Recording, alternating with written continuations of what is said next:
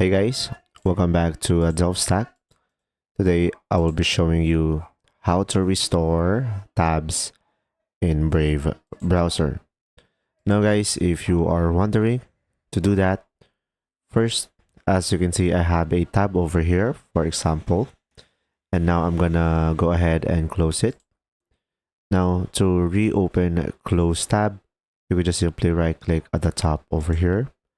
And as you can see, you will have an option, reopen the close tab, or the shortcut key for Ctrl Shift and T. So go ahead and click on that and automatically it will pop up back right in. Now the other option is you could select the three lines on the top right corner and you will have an option over here, history, and you should be able to see history over here. Click on it and you should be able to see the latest tabs that you open over here, and you can just simply click it in order for it to be redirected. If you found this video helpful, please like and subscribe, and if you have any questions, just simply go ahead and comment down below and we will do our best to answer them all, and see you in the next video.